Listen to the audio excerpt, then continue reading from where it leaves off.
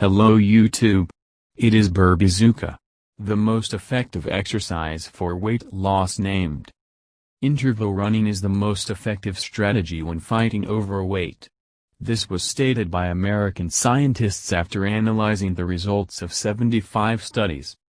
The main difference between the exercise and regular running is its relatively short duration. The workout lasts 20 minutes, of which only 4 are intense.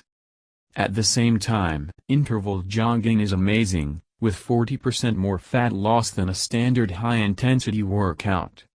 The main goal of an interval runner is to cover the maximum distance in the minimum amount of time. At the same time, it is important to take a significant break between jerks.